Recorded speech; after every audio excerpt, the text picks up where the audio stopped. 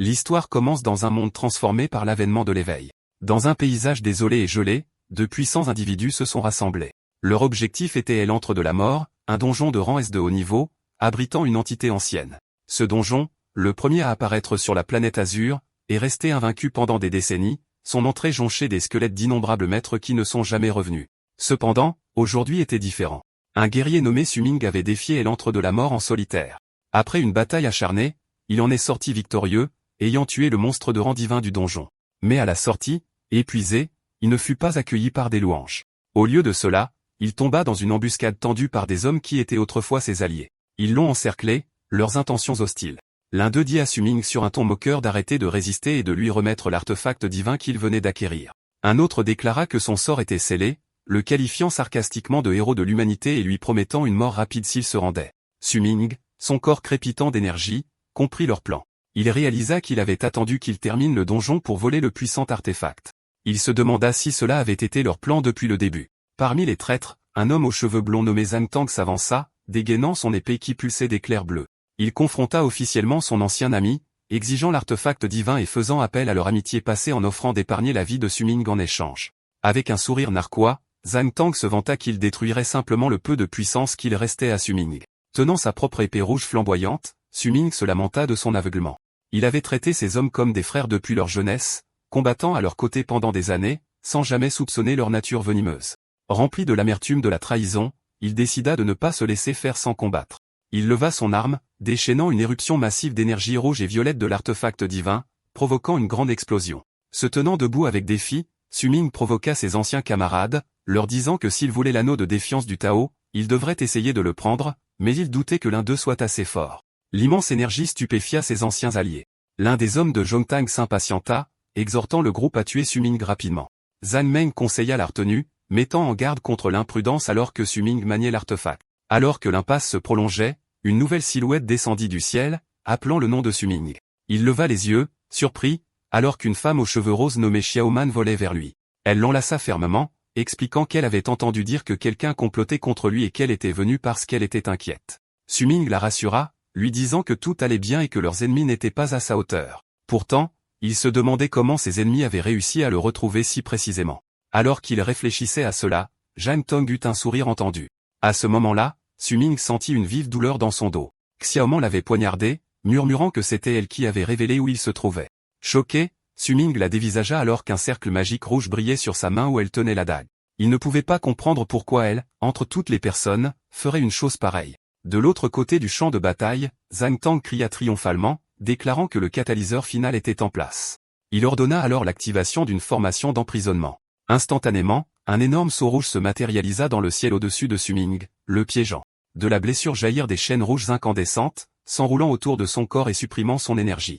Il reconnut la marque de malédiction comme appartenant à Ren Xiaoman et réalisa qu'elle devait comploter sa trahison depuis longtemps.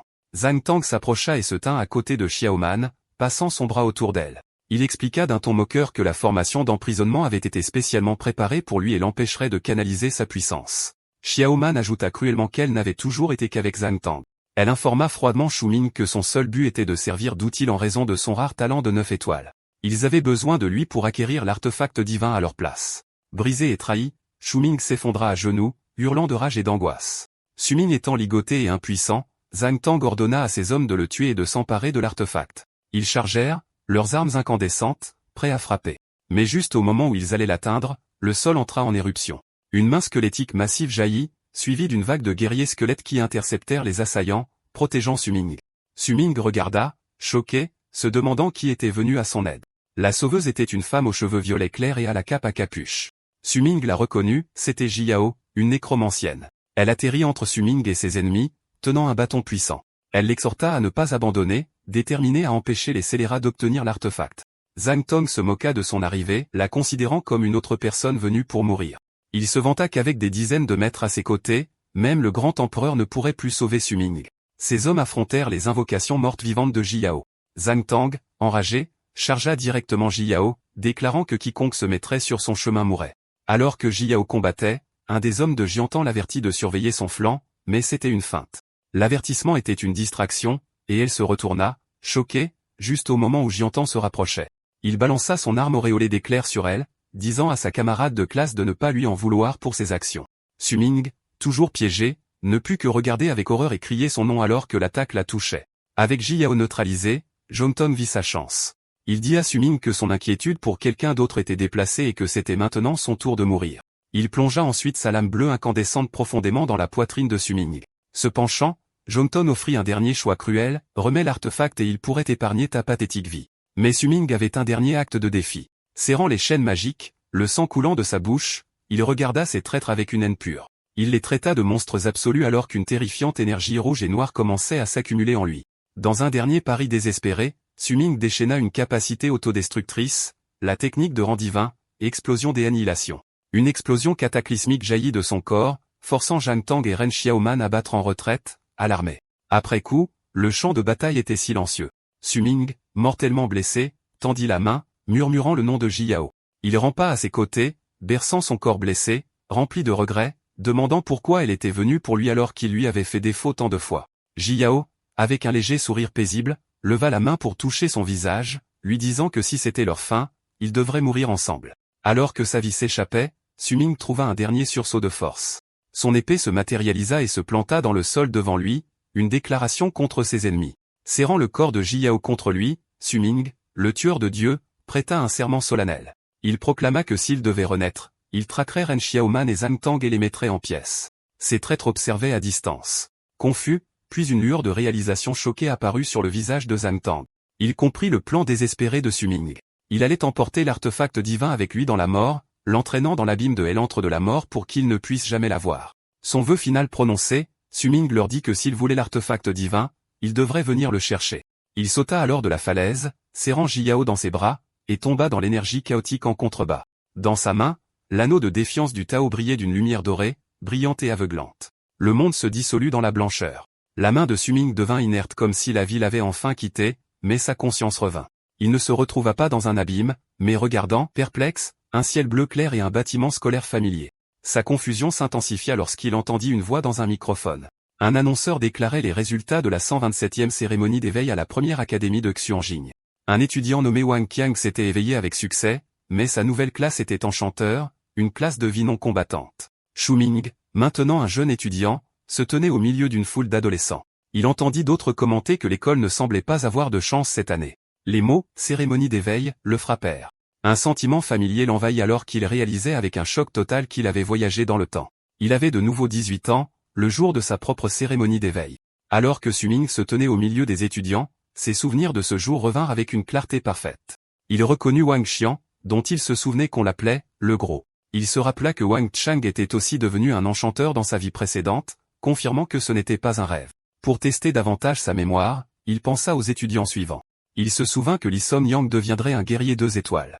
L'éveil de Shen Yu échouerait, et Som-Li deviendrait un mage de bataille. Les événements se déroulèrent exactement comme il s'en souvenait. Li Som-yang célébra son éveil réussi en tant que guerrier.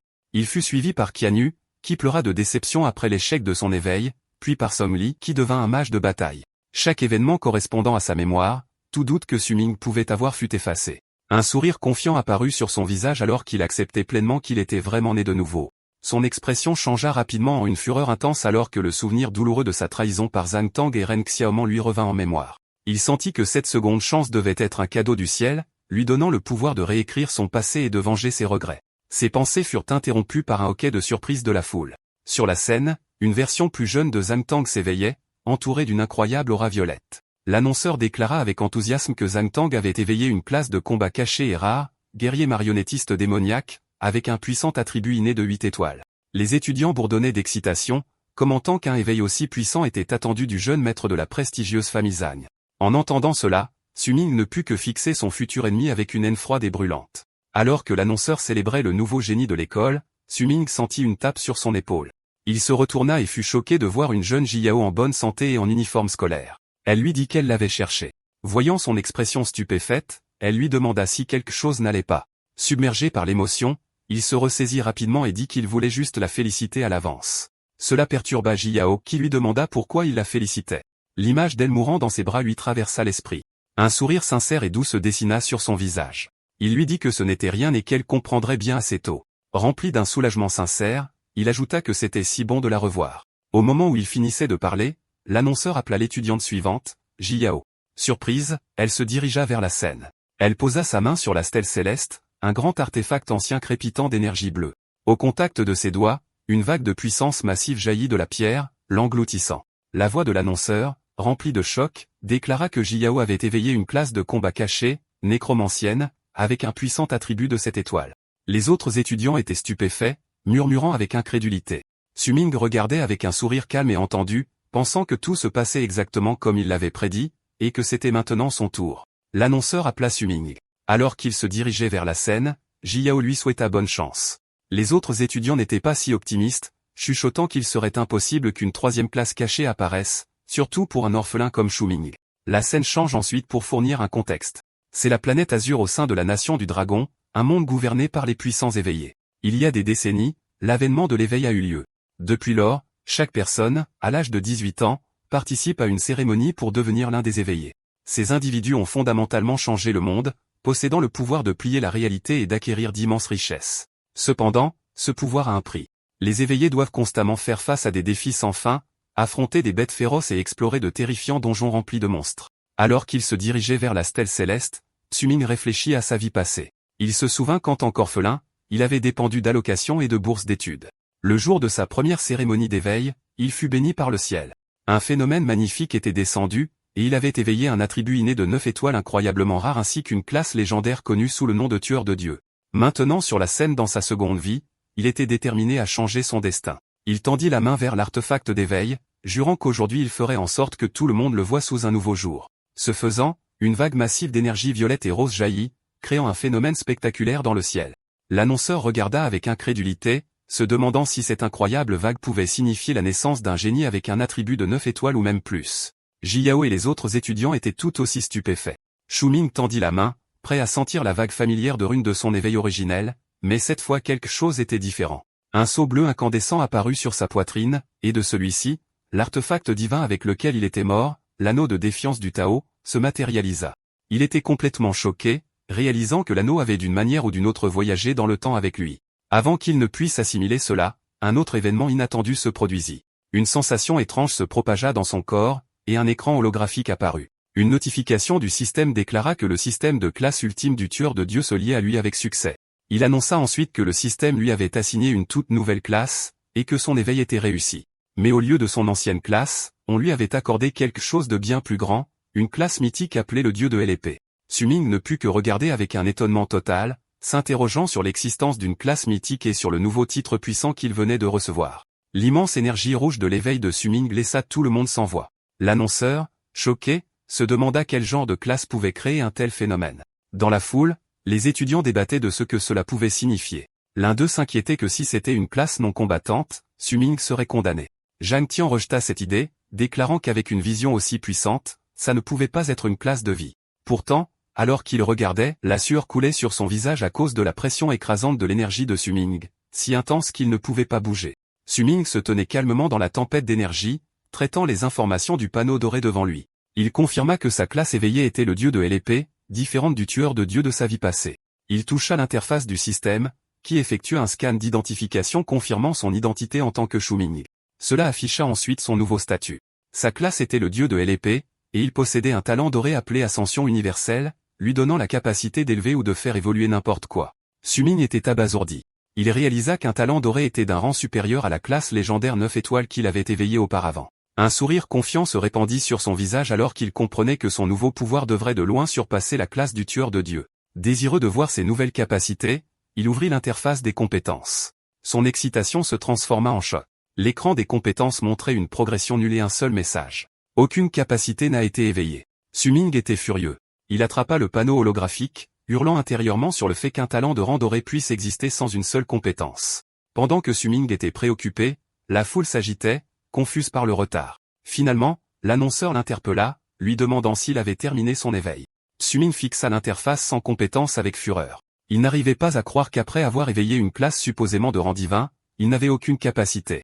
Il se demanda si le système se moquait de lui. Soudain, le panneau afficha un nouveau message indiquant qu'il avait reçu ses commentaires et qu'il allait reprendre le guidage. Une nouvelle invite attira son attention sur l'anneau de défiance du Tao flottant devant lui. Confus, il regarda l'anneau alors qu'il commençait à briller. Le système annonça alors qu'il avait identifié avec succès l'artefact divin. Dès que l'anneau fut identifié, le panneau du système brilla intensément et un pilier massif de lumière dorée jaillit de la position de Tsuming, s'élevant dans le ciel. La puissante onde de choc se propagea vers l'extérieur, forçant l'annonceur, qui était aussi le directeur de l'académie, à se protéger. Au-dessus de la stèle céleste, une étoile massive, brillante et multicolore se matérialisa avec le chiffre 10 en son centre. Les yeux du directeur s'écarquillèrent. Il balbutia, incrédule, reconnaissant le symbole d'un attribut inné de 10 étoiles. Sa voix retentit dans le microphone, annonçant que Shuming avait éveillé une classe cachée de 10 étoiles, maître des épées. La foule explosa dans le chaos, criant au sujet du talent défiant les cieux d'un attribut de 10 étoiles, un niveau réservé aux meilleurs du pays. Jongton regarda en silence, stupéfait, tandis qu'un autre étudiant fit remarquer qu'il pensait que l'éveil de 8 étoiles de Jongton était fou, mais que Xuming venait de révéler un attribut de 10 étoiles au maximum. Le directeur, rayonnant, déclara que c'était une année exceptionnelle pour l'académie. Non seulement ils avaient plusieurs classes cachées, mais maintenant un élu du ciel avec un attribut de 10 étoiles. Il a admis que bien que la classe de maître d'épée ne soit pas de premier ordre, avec un talent inné de 10 étoiles, le potentiel futur de Xuming serait illimité. En guise de récompense, le directeur a annoncé qu'il offrirait personnellement à Xuming un ensemble complet d'objets d'aide à la cultivation. Cependant, tout le monde n'était pas optimiste.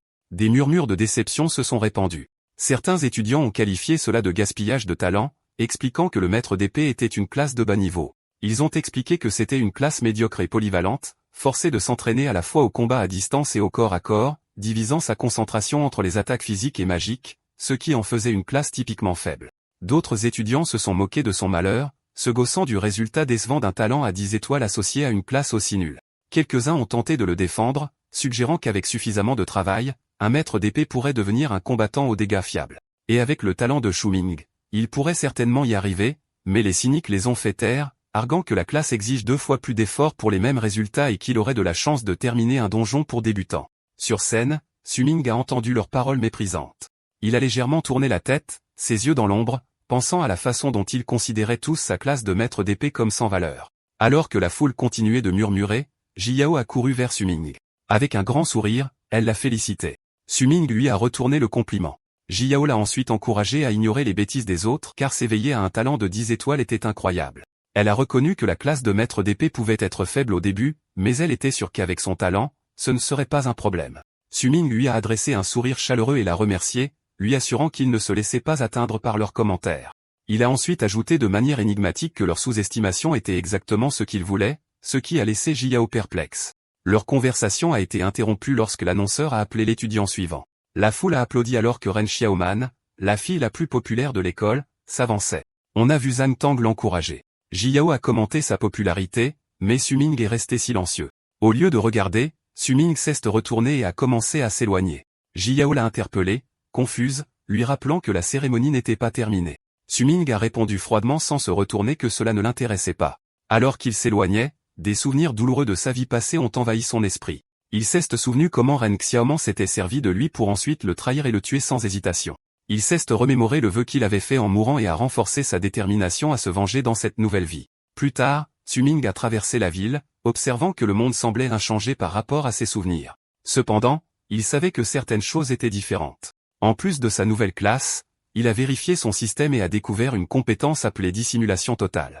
Cette compétence légendaire lui permettait de cacher ou de réécrire des informations sur son équipement, sa classe et ses autres compétences. Il l'a reconnue comme l'une des 4 compétences qu'il avait ramenées de sa vie antérieure.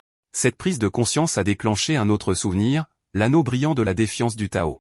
Il a regardé ses mains avec stupeur, comprenant enfin que l'artefact divin l'avait vraiment suivi dans le passé. Alors que Xuming contemplait l'anneau, le panneau du système s'est à nouveau allumé. Il a annoncé qu'il chargeait l'artefact divin. Alors que l'anneau était intégré, un nouveau message est apparu. Xuming avait hérité d'une partie des compétences de son ancienne classe de tueur de dieux. Il a regardé avec stupeur, se demandant comment il était possible d'acquérir des compétences de sa classe de sa vie passée alors que sa nouvelle classe était le dieu de l'épée. Un écran de statut détaillé s'est matérialisé, montrant son nom, Xuming, niveau 1, avec des statistiques de base équilibrées. Sa classe a été confirmée comme étant le dieu de l'épée mythique unique au monde, et son talent était l'ascension universelle. La section des compétences listait maintenant 4 capacités, l'âme du tueur de dieu, dissimulation totale, pas de l'ombre et œil perspicace. Avec ces nouvelles informations, Xuming a commencé à formuler un plan. Il a pensé à un vieux proverbe, un homme est innocent, mais porter un trésor fait de lui une cible. Pour éviter d'être utilisé par les autres et parce qu'il n'était pas encore assez fort, il savait qu'il devait être prudent. Bien que son talent de 10 étoiles soit impossible à cacher, il a décidé de dissimuler toutes les informations sur sa véritable classe mythique, le dieu de l'épée. Il s'est juré de saisir cette seconde chance et de ne pas répéter ses erreurs passées. Il savait par expérience que le défi du donjon pour débutants arriverait le 2e jour après la cérémonie d'éveil. Avec ses connaissances et ses compétences, Su-Ming était confiant que le donjon pour débutants ne serait pas un défi. Son objectif était de monter de niveau plus vite que n'importe qui d'autre et d'obtenir un meilleur équipement. Pour ce faire, il a décidé de défier le boss le plus difficile du donjon dès le début. Mais d'abord, il avait besoin d'une arme décente. Pendant ce temps, dans une chambre luxueuse d'un grand gratte-ciel nommé Palace, une scène différente se déroulait. Zhang Tang et Ren Xiaoman étaient ensemble. Ren Xiaoman a taquiné Zhang Tang de l'avoir amené dans un tel endroit juste après la cérémonie. Zhang Tang, irrité, lui a dit de ne pas mentionner la cérémonie, se plaignant que Su-Ming lui avait volé la vedette. Ren Xiaoman, cependant, était déjà en train de comploter. Elle lui a dit de ne pas s'énerver, expliquant que même si Su-Ming n'était qu'un maître d'épée, son attribut d'éveil était incroyablement élevé. Elle l'a assuré que Su-Ming aurait beaucoup de valeur à utiliser pour eux plus tard. Intrigué, Zhang Tang a demandé ce qu'elle voulait dire. Ren Xiaoman a souri malicieusement et lui a montré quelque chose sur son téléphone. Alors que Zhang Tang regardait, son expression est passée de l'agacement à la surprise. Ren Xiaoman a expliqué son plan avec un regard froid et calculateur.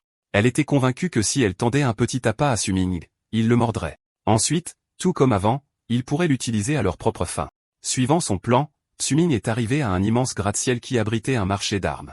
Il a pris un ascenseur jusqu'au 12e étage où il a été accueilli par un employé de l'emporium d'armes. En traversant, il a observé que l'endroit était rempli d'étudiants nouvellement éveillés se préparant pour l'épreuve du donjon des novices. Il a entendu certains se lamenter de leur manque d'argent, réalisant qu'ils devraient trimer dans les donjons pour une arme décente. L'attention de Su-Ming a été attirée par une foule rassemblée autour d'une vitrine spécifique. Ils admiraient une épée bleue brillante appelée la lame de givre du tyran, une arme de rang diamant qui aurait été forgée par un joueur de la classe grand maître d'épée de haut niveau. La foule s'émerveillait de sa puissance, qui pouvait soi-disant geler le sang d'un monstre, mais était aussi intimidée par son prix de 1 million de pièces d'ave. Alors qu'il exprimait leur admiration, Su-Ming a souri en coin. Il se souvenait de sa vie passée que cette arme était une contrefaçon, et que les marchands qui la vendaient finiraient par être arrêtés. Ses pensées ont été interrompues par une voix. Il s'est retourné pour voir une femme bien habillée aux cheveux gris courts, flanquée de 2 gardes du corps. Elle a demandé s'il était Su-Ming, et il lui a demandé à son tour qui elle était. La femme s'est présentée comme étant Zhang Lan, vice-directrice du groupe Zhang'an, et lui a tendu sa carte de visite. Su-Ming a pris la carte, déclarant qu'il ne pensait pas la connaître. Zhang Lan a ignoré son commentaire et, assez fort pour que les autres entendent, a annoncé qu'au nom du groupe Zhang'an, elle couvrirait toutes ses dépenses pour la journée. Elle lui a ensuite dit qu'elle espérait qu'il pourrait lui rendre un service. Quand Su-Ming a demandé quel genre de service, elle a ordonné à un garde du corps de lui montrer une photo. La photo montrait une jeune fille souriante aux yeux cachés, entourée de fleurs blanches. Zhang Lan a expliqué que la fille était sa sœur cadette, Zheng Yanqing, qui fréquentait aussi son école et venait de s'éveiller. Elle a révélé qu'elle avait déjà enquêté sur son éveil et qu'elle était au courant de son talent à 10 étoiles. Elle a estimé qu'avec son pouvoir, le donjon des novices ne serait pas un défi pour lui. Elle lui a rappelé que seuls les nouveaux éveillés pouvaient y entrer, puis a fait sa demande. Elle voulait qu'il fasse équipe avec sa sœur et la protège pour qu'elle puisse terminer l'épreuve en toute sécurité. Après un moment, Su-Ming a refusé catégoriquement, disant que cela ne l'intéressait pas. Alors qu'il s'éloignait, Zhang Lan est restée sous le choc. Elle a crié après lui offrant de choisir n'importe quelle arme dans le magasin s'il acceptait, mais son offre a été accueillie par le silence. Furieuse, elle s'est dit comment un étudiant fauché qui venait d'avoir de la chance pouvait avoir le droit de la refuser. Alors que Zhang Lan fumait de rage, Su-Ming s'est arrêté. Avec une expression calme, il s'est retourné et a dit « Ah oui ?» Il a ensuite montré du doigt l'arme la plus chère du magasin et a déclaré qu'il prendrait la lame de givre du tyran, la fausse épée valant 1 million de pièces d'ave. Zhang Lan était enragé, croyant qu'il essayait délibérément de l'extorquer. Elle l'a accusé de compliquer les choses et a demandé s'il pensait vraiment que quelqu'un de son statut valait 1 million de pièces. Su-Ming lui a simplement rappelé qu'elle lui avait offert de choisir n'importe quelle arme. Il lui a dit que si elle n'était pas prête à tenir sa promesse, le marché était annulé. Avec un sourire confiant, il lui a ensuite offert un conseil, lui disant de faire savoir à sa sœur qu'elle devrait se préparer de toutes ses forces, insinuant qu'il y a des choses que la richesse ne peut pas acheter.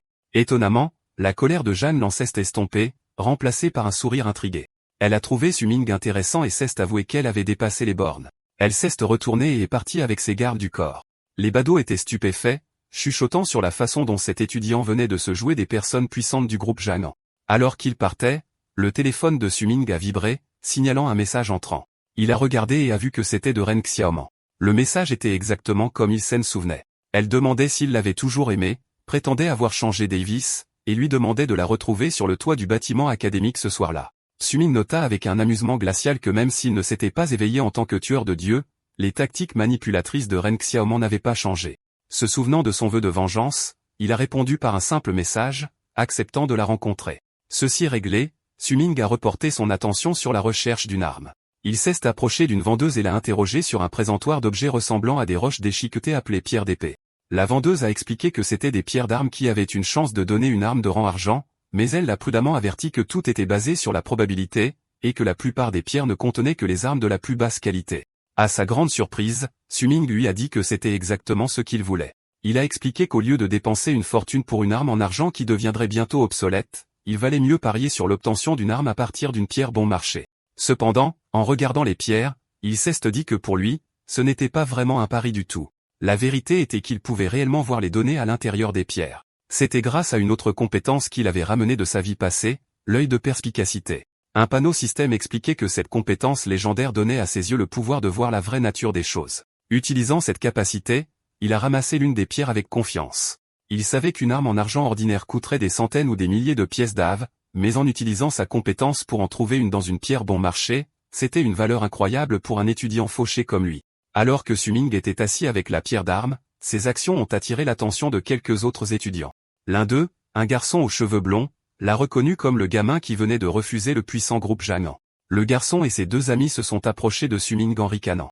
Le garçon blond s'est moqué de lui parce qu'il tenait une pierre d'arme merdique, riant à l'idée que Su-Ming refuserait un cadeau d'une grande entreprise juste pour parier sur une camelote. Ils ont traité Su-Ming d'idiot. Su-Ming, cependant, n'a pas été déconcerté. Il a reconnu l'intimidateur blond comme étant Yang Ding, un riche gamin pourri gâté dont il se souvenait de sa vie passée qui prenait son pied en harcelant les élèves plus jeunes. Trouvant la situation pénible, Su-Ming a décidé de s'amuser un peu avec eux. Il s'est calmement tourné vers Yang Ding et a proposé un pari, 5000 pièces d'ave qu'il pourrait obtenir une arme de rang argent de la pierre qu'il tenait. Après un moment de silence stupéfait, Yang Ding et ses amis ont éclaté de rire, pensant que Su-Ming était un idiot. Yang Ding s'est moqué de lui, disant qu'il y avait 99,99% de chances que la pierre soit de la camelote et qu'il n'avait jamais rencontré quelqu'un d'aussi désireux de jeter son argent par les fenêtres. Su-Ming a simplement répondu qu'il verrait bientôt qui gaspillait vraiment son argent. Yang Ding a accepté le pari avec empressement, et une foule de curieux s'est rassemblée. Su-Ming a déclaré qu'il ouvrirait la pierre sur le champ, avertissant l'intimidateur de ne pas se défiler. Yang Ding a juste ri, lui disant de s'inquiéter des 5000 pièces qu'il allait bientôt devoir. Sous le regard de tous, Su-Ming a activé son œil de perspicacité. Sa vision a changé, lui permettant de voir l'épée rougeoyante cachée à l'intérieur de la pierre. Avec un cri confiant, il a brisé la pierre. Une lumière rouge brillante a jailli de la roche brisée, et une épée puissante saine est envolée. Yang Ding, ses amis et toute la foule ne pouvaient que regarder avec une incrédulité totale alors que Su-Ming attrapait calmement l'arme par la poignée. Une notification système est apparue, identifiant sa nouvelle arme, une épée en fer noir à tranchant cramoisi, une arme en argent de basse qualité avec un affixe spécial appelé buveur cramoisi qui lui permettait d'absorber le sang des monstres pour soigner son porteur. Debout au milieu du silence stupéfait, Su-Ming tenait sa nouvelle épée, la mirant comme une belle arme.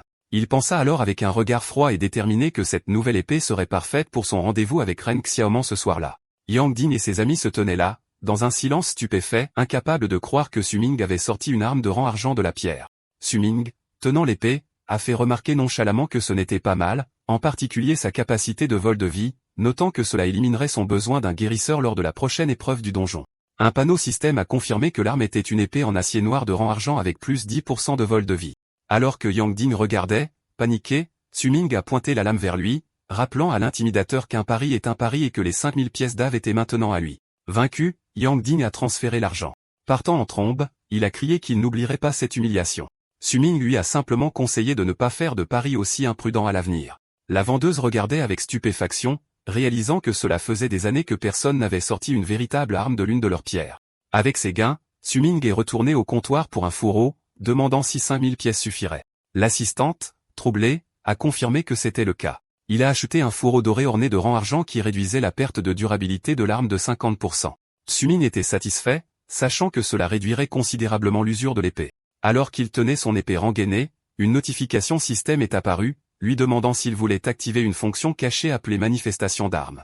Il a décidé de ne pas le faire, pensant que ce n'était pas encore le moment. Avec un sourire en coin, il a pensé qu'il devait encore prendre cette nouvelle arme et en augmenter le rang. Plus tard, en se promenant dans un parc, Su-Ming a réfléchi à sa situation.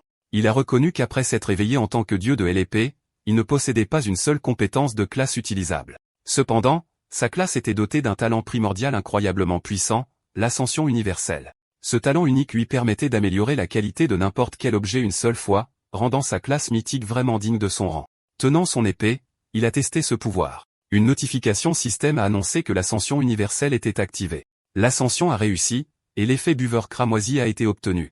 L'épée a commencé à briller d'une puissante aura rouge.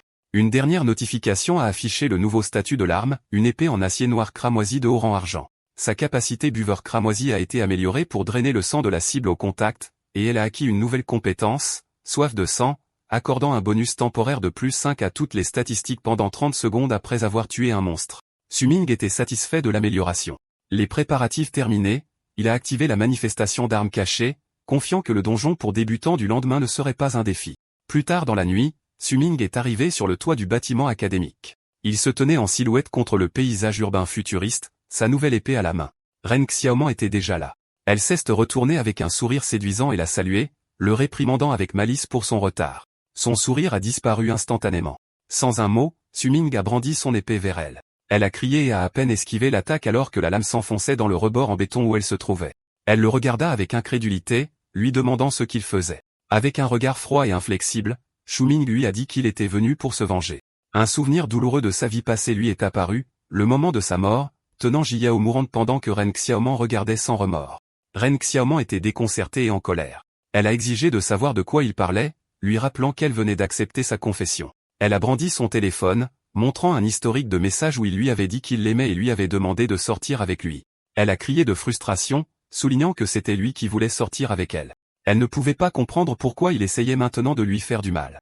Su Ming se tenait simplement là, son expression dure et silencieuse. Il la regarda avec un sourire froid et entendu. Il lui a dit que même si elle avait raison à propos de la confession qui avait eu lieu dans une vie passée, son esprit est retourné en arrière, rejouant leur relation. Il se souvenait d'elle comme de la fille la plus populaire de l'école alors qu'il n'était qu'un orphelin solitaire. Il s'est souvenu du lendemain de la première cérémonie d'éveil. Découragée, elle s'était approchée de lui et, avec un sourire bienveillant, lui avait demandé s'il allait bien. À partir de ce jour, il a senti qu'il avait l'affection de quelqu'un. Cela a mené à sa confession par SMS, à leur rendez-vous romantique et à leur intimité, mais ce passé heureux a été brisé par le souvenir d'une photographie d'elle et de Zhang Tang ensemble, un symbole de sa trahison ultime. De retour au présent, le visage de Su Ming s'est tordu de rage alors qu'il criait que tout n'était qu'un mensonge. Il l'a accusé avec fureur, déclarant qu'il savait tout de ses manigances louches avec Zhang Tang et qu'elle ne s'était servie de lui. Ren Xiaoman était complètement choqué, balbutiant qu'il disait n'importe quoi et essayant de nier ses accusations. Mais Su Ming était implacable. Il lui a dit qu'elle savait très bien s'il mentait ou non et que sa belle personnalité posée était une imposture. Il s'est ensuite penché, la voix remplie de venin, et lui a dit que sa véritable nature n'était rien d'autre qu'une personne vaine et sans vergogne. À ces mots, le sang-froid de Ren Xiaoman s'est complètement effondré. Son visage s'est tordu de fureur alors qu'elle laissait tomber son masque. Elle lui a crié dessus, lui demandant ce qu'il pouvait bien savoir et le traitant d'orphelin. Elle a craché venimeusement que si son talent n'avait pas eu de valeur, il n'aurait même jamais eu la chance de lui parler. Elle l'a ensuite menacé, criant que ni elle ni Zhang Tang ne le laisseraient s'en tirer après l'avoir insulté. Su Ming a accueilli ces menaces avec un sourire dédaigneux. Il l'a mise au défi de se lancer, mais a suggéré qu'elle devrait s'inquiéter davantage de la manière dont cette petite affaire affecterait son image publique de pureté soigneusement construite. Cette dernière provocation l'a poussée à bout. Bouillonnant de fureur, elle s'est jetée sur l'épée que Su Ming avait laissée dans le béton et l'a brandie contre lui. Alors que la lame volait vers lui, Su Ming se dit que ses actions étaient exactement comme dans sa vie précédente. Cependant, cette fois, il était préparé. Juste au moment où l'épée allait frapper, des vrilles d'énergie rouge jaillirent de la lame, l'arrêtant en plein vol et laissant Ren Xiaoman complètement sous le choc. Su Ming expliqua qu'il l'avait vu venir, connaissant son penchant pour les coups de poignard dans le dos. Une notification du système confirma l'activation de la capacité buveur cramoisi de son arme. Les vrilles d'énergie rouge jaillirent de la lame et s'enroulèrent autour de Ren Xiaoman. Su Ming révéla son piège. Au moment où il la ciblait avec la capacité de son arme, son sort était scellé. La vrille jaillit vers l'avant, la frappant directement au visage. Elle poussa un cri d'agonie perçant, hurlant que son visage était ruiné. Alors qu'elle s'effondrait au sol, Su se tint au-dessus d'elle et lui dit froidement qu'elle l'avait bien cherché. Il était sur le point de déclarer que c'était le début de sa vengeance, mais elle l'interrompit, criant qu'elle allait demander à Zhang Tang de le tuer. Impassible, Su Ming rappela simplement son épée qui se dématérialisa dans son inventaire. Il se tourna ensuite et s'éloigna, lui disant d'aller dire à Zhang Tang qu'il pouvait venir le chercher quand il serait prêt. Il déclara que le coup d'aujourd'hui était sa rupture. Alors qu'il la laissait en larmes sur le toit, il pensa que cette lame avait aussi servi à trancher l'affection qu'il avait autrefois si précieusement chérie. Plus tard, il reçut une notification sur son téléphone. C'était un cadeau de l'académie. Le message venait du directeur Wang, le félicitant pour son éveil et lui fournissant un pack de récompenses pour l'aider à se préparer pour le donjon des débutants. Le pack contenait une pilule de fortification, un pack d'équipement de combat et 10 000 pièces d'ave. Le lendemain commença à 6 heures du matin. Xuming tenait la pilule de fortification du directeur. Il reconnut la générosité, mais soupçonna que c'était par pitié pour avoir éveillé une faible classe de maître d'épée malgré son talent 10 étoiles. Il mangea la pilule immédiatement en se plaignant qu'elle avait un goût terrible.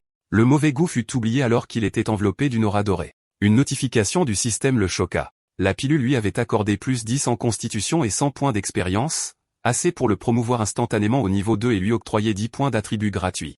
Alors que son écran de statut se mettait à jour, un nouveau talent passif s'activa, corps d'épée inné. Ce talent signifiait qu'il avait inné une épée dans son cœur, lui permettant d'apprendre n'importe quelle compétence de type épée tout en ignorant leurs restrictions habituelles. Xuming était satisfait, réalisant que comme attendu de son talent 10 étoiles, il pouvait apprendre des capacités simplement en montant de niveau. Rempli d'une nouvelle confiance, il eut un sourire narquois et déclara qu'il montrerait à tout le monde sa véritable puissance dans le donjon des novices. Il arriva à la zone du donjon des novices de la première académie de Xuanjing, une place animée remplie d'étudiants et de portails. Un groupe de ses camarades de classe s'approcha de lui. Les mêmes étudiants qui s'étaient moqués de sa classe lui demandaient maintenant avec empressement de faire équipe. Ils louèrent son talent 10 étoiles et le cadeau du directeur, suggérant que le donjon serait simple. Ils proposèrent leur propre classe pour compenser les prétendues faiblesses du maître d'épée, espérant profiter de son succès pour obtenir un meilleur score. Xuming était dégoûté par leur hypocrisie, pensant à la façon dont il l'avait méprisé la veille. Il les rejeta sans ménagement, disant qu'il avait déjà une équipe. Ces paroles furent entendues par Jiao qui accourut surprise, demandant quand il avait formé une équipe. Elle expliqua qu'elle était venue tôt exprès pour être la première à lui demander de faire équipe. Xuming, pris au dépourvu, tenta d'expliquer. Il lui dit que ses objectifs n'étaient pas les récompenses habituelles, et qu'il craignait qu'elle ne soit blessée. Il se pencha alors et lui murmura sa véritable intention. Il prévoyait de défier le donjon seul. Alors que Jiao assimilait l'information, ils furent interrompus par un étudiant aux cheveux bleus avec un sourire confiant. Il se présenta comme Yan Zei, un ranger chasseur de démons 9 étoiles, et invita formellement Xuming dans son équipe. Xuming reconnut Yan Zei de sa vie passée et refusa catégoriquement son offre sans hésiter. Avant que Yan Zei ne puisse insister, Jiao intervint. Elle passa son bras autour des épaules de Xuming et annonça qu'il avait déjà fait équipe avec elle, et qu'ils devraient donc tous arrêter de le déranger. Les autres étudiants, y compris Yan Zei, s'excusèrent et partirent. Alors que la foule se dispersait, Xuming regarda Jiao avec gratitude, pensant à quel point elle était fiable. Alors que Xuming se tenait avec Jiao, il jeta un coup d'œil à une horloge, notant que l'heure de début du donjon approchait. Au bon moment, un immense portail bleu tourbillonna et prit vie, et une voix annonça que le 127e défi du donjon des novices avait officiellement commencé. Du portail, une diffusion holographique du directeur Wang apparut. Avec l'air de quelqu'un qui venait de se réveiller, il s'excusa de s'être rendormi. Il expliqua les règles de l'épreuve obligatoire d'une journée. Chaque étudiant était préinscrit, et à l'intérieur, ils gagneraient des points en fonction de leur contribution. Il leur conseilla vivement de former des équipes pour augmenter leurs chances de survie et de terminer le défi dans la journée. Pendant que le directeur parlait, Jiao se tourna vers Xuming, seulement pour découvrir qu'il avait disparu. Elle regarda autour d'elle, confuse. Avant que quiconque ne puisse réagir, le directeur Wang déclara officiellement le donjon ouvert. À cet instant, une silhouette passa en trombe devant les autres étudiants et plongea directement dans le portail. La foule éclata de surprise, criant que quelqu'un était déjà entré et identifiant rapidement le challenger solitaire comme étant l'étudiant 10 étoiles, Xuming. En entrant dans le donjon, Xuming fut frappé de nostalgie. Il se souvint comment, dans sa première vie, il avait été à la fois effrayé et excité. Une voix puissante résonna alors, souhaitant la bienvenue aux novices. Elle expliqua que le donjon était un lieu de danger et d'opportunité, et que pour en sortir, il devait vaincre le boss normal. Cependant, elle fit aussi allusion à une méthode de difficulté supérieure pour de plus grandes récompenses. Avec un regard déterminé, Xuming déclara son nouvel objectif. Dans cette vie, il choisirait le défi le plus difficile et tuerait le boss caché ultime du donjon. Il se retrouva dans une jungle luxuriante au clair de lune, identifiée par le système comme la forêt de la marée déchaînée, une zone de niveau F. Il nota immédiatement que la carte du donjon des novices changeait chaque année, rendant cet endroit différent de sa vie passée. Il savait aussi que le point d'apparition était aléatoire pour chaque challenger, ce qui signifiait que la planification de l'itinéraire devait se faire à la volée. Cela signifiait également que les monstres qu'il rencontrerait seraient différents, ajoutant une autre couche d'imprévisibilité. Alors que Xuming commençait à explorer, il rencontra rapidement un ennemi redoutable, un monstre arbre massif et conscient avec une tête de feu rugissant et un visage menaçant sculpté. Il savait de sa vie passée que ce monstre, bien qu'immobile, utiliserait ses lianes pour traîner ses cibles dans sa gueule enflammée. Cependant, son objectif n'était pas de combattre chaque monstre. Il était concentré sur le boss caché. Par conséquent, il décida qu'il valait mieux éviter des ennemis aussi difficiles. Il regarda une carte holographique traçant son parcours. Il pensa que la raison pour laquelle il s'était précipité en premier était de se donner une longueur d'avance. Il devait repérer la nouvelle configuration et trouver les objets nécessaires pour invoquer le boss caché. Bien que la carte changeât chaque année, il savait que la stratégie fondamentale pour déclencher le combat contre le boss resterait la même. Il devait agir rapidement avant que d'autres étudiants n'arrivent et ne rendent la collecte des objets nécessaires plus difficile. Son plan établi, il passa à l'action, bondissant à travers la forêt dense. Quelque temps plus tard, à 7h30, un autre groupe d'étudiants entra dans le donjon. Une fille aux cheveux bleus clairs et ses deux coéquipiers masculins regardèrent autour d'eux dans la clairière tranquille. Ils remarquèrent qu'il n'y avait pas d'autres challengers à proximité et conclurent que la zone devrait être sûre. Leur sentiment de sécurité fut brisé lorsque la fille entendit un bruit dans les arbres, alertant son équipe. Ils levèrent les yeux juste à temps pour voir un autre étudiant s'écraser à travers le feuillage. Le garçon, brandissant un marteau, atterrit près d'eux, criant à l'aide. L'équipe nouvellement arrivée ne put que regarder, choquée, alors que la source de la poursuite fut révélée, deux rats monstrueux géants aux yeux rouges brillants. Reconnaissant les rats sanguinaires, le courage des étudiants les abandonna, et dans la panique, ils décidèrent de se séparer et de courir pour sauver leur vie. De retour sur la place, le danger de l'épreuve devint évident. À 7h31, un rapport en temps réel clignota au-dessus du portail, annonçant que 3 challengers avaient été dévorés par les rats sanguinaires. L'étudiant tombé au combat le plus puissant était Lida Biao, un 6 étoiles. Jiao, qui essayait toujours de former une équipe, était choquée. Alarmée qu'un étudiant 6 étoiles soit tombé si rapidement, elle appela de toute urgence tout le monde à accélérer la formation de leurs équipes, criant que les personnes à l'intérieur avaient désespérément besoin de plus d'aide. Pendant ce temps, à l'intérieur de la forêt de la marée déchaînée, la situation était sinistre. La fille aux cheveux bleus qui avait été poursuivie courait pour sa vie, maintenant seule et blessée.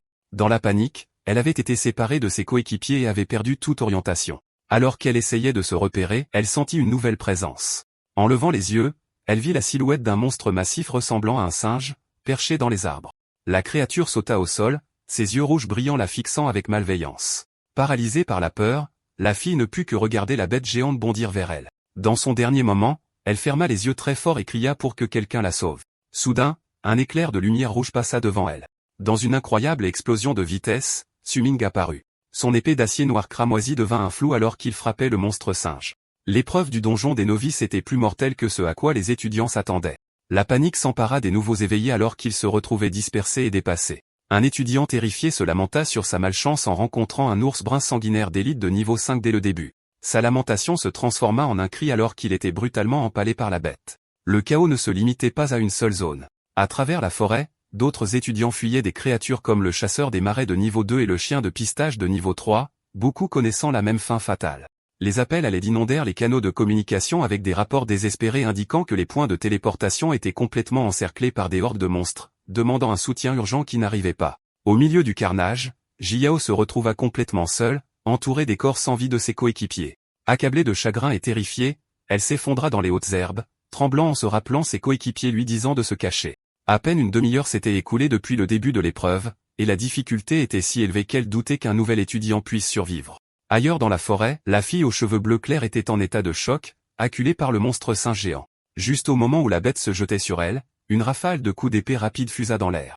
Su-Ming apparut dans un flou de mouvements, sautant par-dessus la fille terrifiée et atterrissant avec grâce entre elle et la bête. La fille le regarda avec admiration, pensant qu'il était incroyablement fort et qu'il avait tué le monstre d'un seul coup. Reconnaissante, elle commença à le remercier, le reconnaissant et lui demandant s'il était le célèbre étudiant 10 étoiles Su-Ming. Avec un sourire calme, Su-Ming lui dit qu'il ne faisait que passer. Il l'avertit ensuite d'un air sombre qu'il ne pourrait pas la sauver une deuxième fois, révélant que le monstre n'avait pas encore été tué.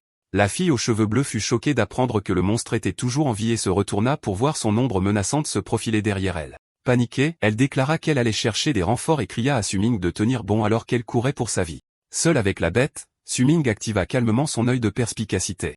Un panneau système révéla l'identité du monstre, un roi singe muté, une bête féroce de niveau 3 avec une force et une constitution élevée, mais une agilité très faible. Réalisant que c'était un monstre muté, Su-Ming comprit pourquoi il avait survécu à un coup direct de son arme de gras d'argent. Le roi singe muté se rétablit et sauta dans les airs, abattant ses poings massifs dans un coup puissant, mais Su-Ming esquiva facilement l'attaque. Il nota avec un sourire narquois que la vitesse du monstre n'était pas si mauvaise et décida de se mesurer à lui.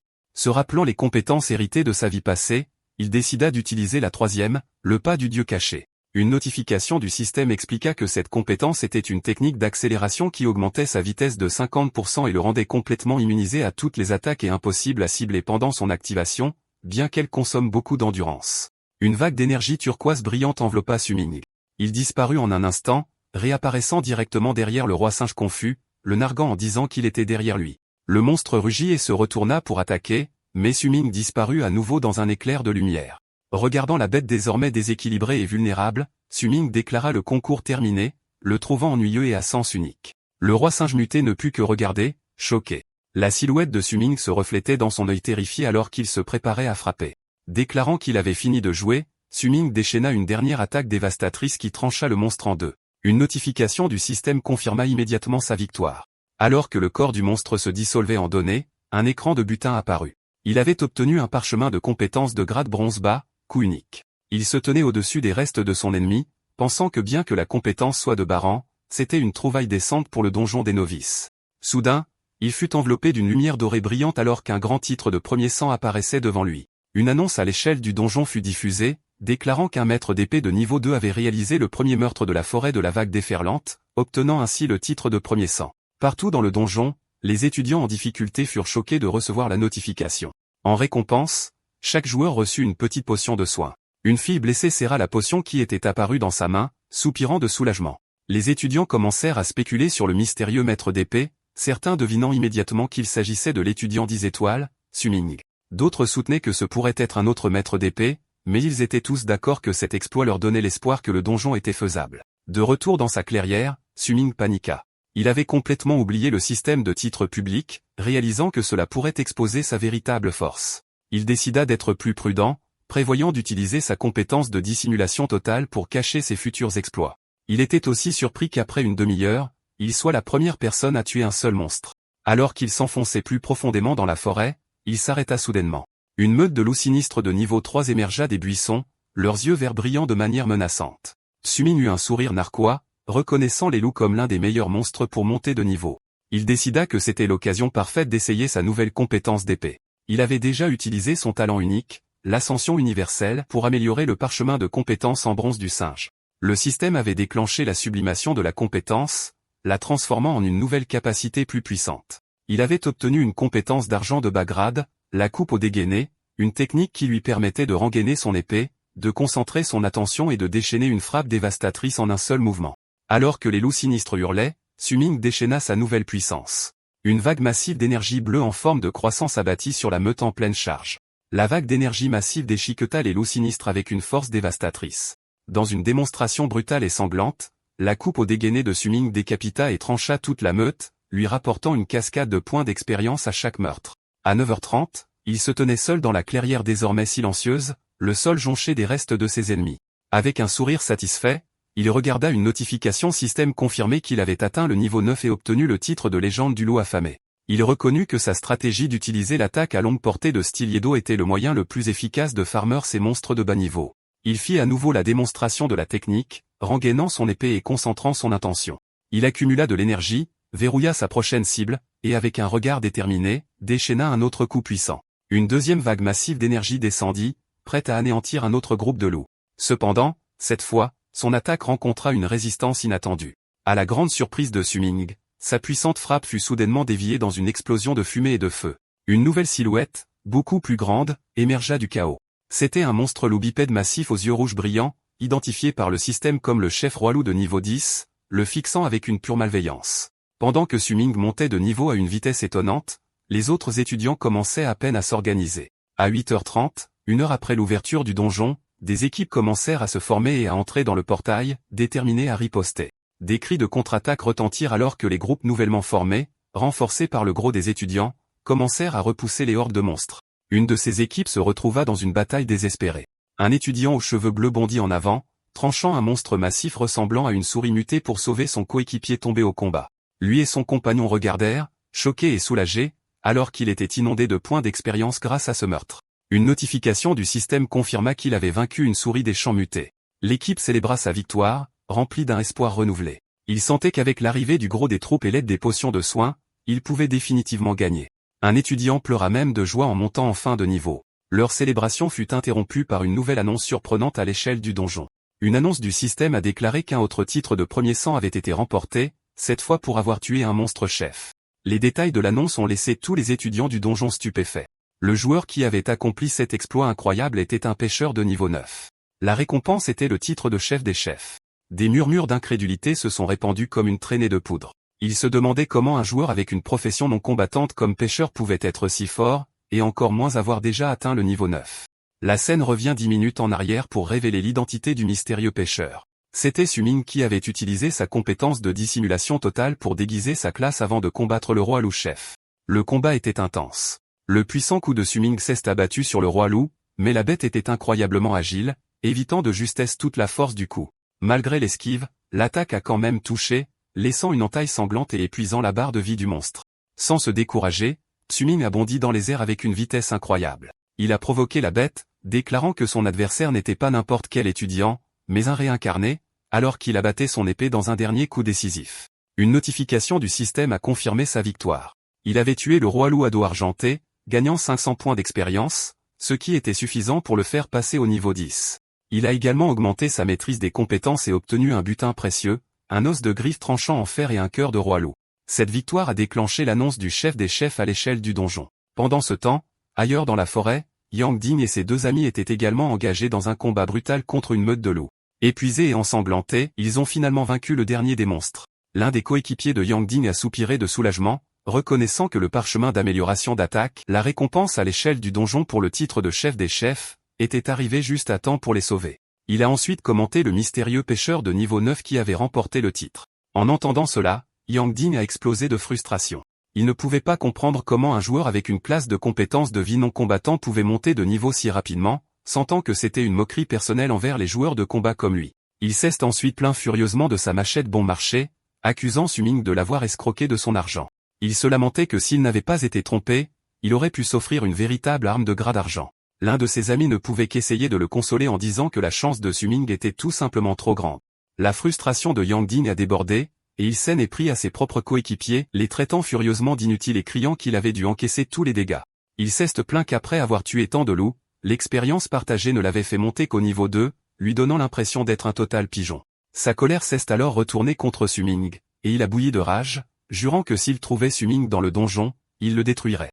Ses amis ont essayé de le calmer, mais Yang Ding a simplement ricané avec dédain. Pendant ce temps, Su-Ming, maintenant niveau 10, s'est accroupi dans les buissons et a examiné un nouveau panneau système. C'était une notification le félicitant d'avoir atteint le niveau 10 et déclenché sa tâche de changement de profession principale. Le contenu de la tâche serait sélectionné au hasard en fonction de sa situation actuelle. Su-Ming savait que c'était sa grande opportunité. Il se souvint de sa vie passée où il n'avait atteint le niveau 10 qu'après avoir quitté le donjon des novices. À cause de cela, sa quête de changement de classe générée aléatoirement correspondait à un donjon de niveau bien plus élevé qu'il était incapable de terminer. Il avait été forcé de farmer jusqu'au niveau 15 avant de pouvoir la tenter, réduisant considérablement la valeur des récompenses. Avec un air de détermination féroce, il pensa à quel point cette vie était complètement différente. En atteignant le niveau 10, alors qu'il était encore dans le donjon des novices, sa quête serait adaptée à son emplacement actuel. Comme il l'avait prédit, une nouvelle notification lui a donné sa tâche, tuer le gardien de la grotte de la Roche Rouge, un monstre d'élite dans la forêt de la Marée déchaînée. Il a souri, réalisant que cela rendait les choses beaucoup plus faciles. Avec un sourire confiant, Su-Ming a déclaré que sa première tâche de changement de classe était pratiquement déjà terminée. Il a décidé d'ajouter tous ces nouveaux points d'attribut à sa statistique d'agilité. Dès qu'il l'a fait, un autre panneau système est apparu avec une récompense surprenante. Il le félicitait d'avoir franchi le seuil des 100 dans son attribut d'agilité et lui accordait une nouvelle compétence passive platine de bas niveau de sa profession de dieu de l'épée, maître martial de l'épée. Cette puissante capacité lui permettait d'équiper n'importe quel type d'arme d'épée en ignorant complètement toutes les exigences de niveau et de statistiques. La scène se déplace vers une salle de réunion à la première académie de Xuanjing. Une assistante a montré au principal Wang un classement holographique des meilleurs étudiants des villes environnantes. Le principal a été choqué de constater que Su-Ming, l'étudiant 10 étoiles en qui il avait de grands espoirs, n'était pas sur la liste. Son assistante a suggéré que la classe de contrôleur d'épée de Su-Ming était probablement faible au début, mais elle a admis qu'il était étrange qu'il ne soit même pas dans le top 5 cents. Leur discussion a été interrompue lorsque la porte s'est ouverte brusquement et qu'une femme est entrée en trombe. Elle s'est présentée comme étant Anne Randling, la vice-maire de la ville de Xuanjing. Elle était furieuse, déclarant que le principal lui avait parlé d'un étudiant 10 étoiles prometteur, mais que les données montraient qu'il n'était pas sur le classement. Le principal Wang a essayé de s'expliquer, mais la vice-mère l'a accusé de mentir sur la force de Su-Ming pour obtenir plus de jetons de qualification pour le prestigieux Conseil de la Tour Céleste. Elle a souligné que, sur la base des données actuelles, seuls Yang Xi et Zhang Tang de son académie montraient un réel potentiel. En raison de cette piètre performance, elle réduisait les jetons de qualification de l'académie de 3 à seulement 2. Elle l'a prévenu que si l'académie se classait à nouveau dernière cette année, il ne recevrait aucun jeton l'année prochaine, puis elle est sortie en trombe. Resté abasourdi, le principal Wang tenait les 2 jetons le cœur lourd. Il savait que le Conseil de la Tour Céleste était une opportunité vitale pour ses étudiants et il avait compté sur Su-Ming pour leur assurer une place supplémentaire, pas en perdre une. Il ne pouvait qu'espérer que Su-Ming ferait de son mieux et ne le décevrait pas. Pendant ce temps, de retour dans la forêt de la marée déchaînée, Su-Ming est arrivé à l'entrée de la grotte de la Roche Rouge. Il a vérifié sa carte, confirmant que c'était le bon endroit pour sa quête de changement de classe, et a été soulagé de n'avoir rencontré aucun autre monstre en chemin. Il a regardé dans la caverne sombre, reconnaissant que comme il n'était jamais allé à cet endroit dans sa vie précédente, il n'avait aucune idée des dangers qui l'attendaient à l'intérieur. Avec une expression sérieuse, Su-Ming est entré prudemment dans la grotte de la Roche Rouge. Il a été immédiatement pris en embuscade alors qu'une créature s'est abattue devant lui. C'était un petit monstre à la peau bleue avec des yeux rouges brillants, identifié comme un gobelin chercheur d'or de niveau 6. Le gobelin le dévisagea avec malice. Avant qu'il ne puisse émettre un son, Su-Ming est passé à l'action. Il a balancé son épée avec une vitesse incroyable, déterminé à tuer la créature avant qu'elle ne puisse alerter toute la grotte de sa présence. Cependant, son élimination rapide a eu l'effet inverse. Une notification du système l'a informé qu'il avait déclenché la vigilance de la grotte des gobelins et activé un mode gobelin spécial. Su-Ming fut surpris par cela, il se crispa en réalisant avec une expression sombre que sa tâche de changement de classe n'allait pas être aussi simple qu'il l'avait imaginé. De l'obscurité, une horde massive de gobelins a émergé, leurs yeux rouges brillant de manière menaçante alors qu'ils chargeaient vers lui. Le système a confirmé ses craintes, annonçant que tous les gobelins à l'intérieur de la grotte de la Roche Rouge lanceraient désormais une attaque continue contre lui. Un panneau séparé expliquait que le mode gobelin était un état de comportement comme la paresse, la négligence ou la cupidité. Forcé dans une bataille désespérée, Su-Ming a commencé à se frayer un chemin à travers les seins. Il savait que bien que les gobelins individuels n'étaient pas de haut niveau, leur nombre impressionnant constituait une menace sérieuse. En se retirant plus profondément dans la grotte, il a commencé à s'inquiéter de savoir si la durabilité de son arme pourrait résister à un combat aussi prolongé. Alors que Su-Ming combattait la horde de gobelins, il a soudainement remarqué une menace beaucoup plus grande se profilant dans l'obscurité. Un énorme gobelin d'élite a levé une arme massive et brillante. Le monstre géant a sauté et a abattu son arme dans un coup puissant, forçant Su-Ming à esquiver. Cependant, l'attaque était un piège coordonné. Alors que Su-Ming était en l'air, des archers gobelins ont visé depuis les ombres. Une volée de flèches s'est abattue sur lui, et plusieurs ont atteint leur cible, le blessant. En atterrissant, il a reconnu que les gobelins étaient étonnamment intelligents, sachant l'attaquer à son moment le plus vulnérable. L'assaut était incessant. Au moment où il a atterri, 2 autres gobelins armés de dagues se sont abattus sur lui depuis le dessus. Il a réussi à bloquer leurs coups, mais la pression constante commençait à peser. Il s'est rendu compte que son mana s'épuisait bien trop vite et qu'il ne pouvait pas se permettre de continuer à utiliser sa puissante compétence de pas d'ombre divin beaucoup plus longtemps. Maintenant entouré de gobelins et de leur redoutable chef d'élite, Su-Ming a compris la difficulté de la situation. Pour un joueur qui manquait de compétences puissantes en début de partie, les combattre de front serait incroyablement difficile. Un sourire confiant est apparu alors qu'il décidait que si une approche directe ne fonctionnait pas, il devrait faire preuve de plus de souplesse. Mettant son nouveau plan à exécution, il s'est éloigné en sautant, utilisant les parois de la caverne pour se propulser hors de portée de la horde, déclarant qu'il esquiverait d'abord par respect. Les gobelins ont été laissés confus par sa retraite soudaine. Maintenant caché derrière une grande formation rocheuse, Su-Ming observait les monstres qui le cherchaient avec un sourire malin, prêt à déclencher son piège. De sa cachette, Su-Ming a déclenché son piège, réapparaissant sur un rebord élevé au-dessus des gobelins. Il a déclaré qu'il avait un cadeau pour eux alors qu'il déchaînait une énorme taillade d'énergie de son épée. La puissante vague d'énergie a déchiré la horde, découpant les plus petits gobelins en morceaux. Avec un sourire confiant, Su-Ming savait que son plan avait fonctionné. En prenant de la hauteur, il pouvait utiliser l'avantage de la longue portée de sa taillade dégainée pour anéantir ses ennemis. Il a continué son assaut, lançant une autre taillade qui a éliminé les petits gobelins restants. Il a atterri avec grâce au milieu du carnage. Le champ de bataille, maintenant silencieux. Le chef gobelin d'élite, le seul survivant, regardait avec incrédulité sa troupe se faire anéantir en un instant. Su-Ming s'est approché calmement du monstre blessé dont la barre de vie était très basse et l'a informé qu'il était le seul survivant. À son insu, sa bataille n'était pas passée inaperçue. À l'extérieur de l'entrée de la grotte, l'un des amis de Yang Ding se cachait dans les hautes herbes. Il a rapporté à son chef qu'il avait entendu des combats à l'intérieur de la grotte. Yang Ding a rejeté cela comme étant ridicule, se demandant qui serait assez stupide pour défier une zone de niveau 7 et plus si tôt, mais son ami a insisté sur ce qu'il avait entendu. Soudain, l'expression de Yang Ding a changé alors qu'il entendait lui aussi des bruits de pas s'approcher de l'entrée de la grotte. Lui et son ami ont regardé une silhouette émerger de l'obscurité, se demandant qui pouvait bien farmer des monstres dans un endroit aussi dangereux. Alors que la silhouette sortait, le visage de Yang Ding s'est figé d'incrédulité. C'était Suming, l'air amoché mais victorieux. Suming, remarquant le groupe dans les buissons, se dit à lui-même qu'il était vrai que les ennemis finissent toujours par se croiser. Ignorant leur passé, Suming réfléchissait simplement à sa première quête d'avancement de classe, notant que c'était juste. Il était maintenant niveau 11. Ses pensées ont été interrompues alors qu'il sentait un mouvement derrière lui. Yang Ding, consumé par sa rancune, avait lancé une attaque surprise. Avec une grâce sans effort, Suming a esquivé le coup maladroit sans même se retourner. Yang Ding était choqué que son embuscade ait échoué si facilement. Enragé, il a ordonné à ses deux amis d'encercler Suming et d'empêcher sa fuite. Avec le soutien de ses amis, Yang Ding a confronté Suming, lui disant qu'il lui avait causé une grande perte ce jour-là et que sa malchance l'avait conduit à cette rencontre dans le donjon. Suming les regarda tous les trois avec une expression d'ennui et d'indifférence. Yang Ding l'a provoqué, lui demandant s'il avait peur maintenant. Suming a simplement penché la tête et a sincèrement demandé qui il était. Yang Ding est resté sans voix, humilié que Suming ne se souvienne même pas de lui. Il est entré dans une rage folle, furieux que Suming ait pu oublier de lui avoir gagné 5000 pièces d'ave. Hurlant de frustration, Yang Ding a ordonné à ses amis d'attaquer, et les trois se sont précipités en avant. Suming est resté calme, remarquant qu'il n'y avait pas besoin de force juste parce qu'il ne se souvenait pas d'eux. Puis un sourire confiant s'est répandu sur son visage alors qu'il levait son épée. Il a décidé que c'était une occasion parfaite d'essayer sa nouvelle compétence.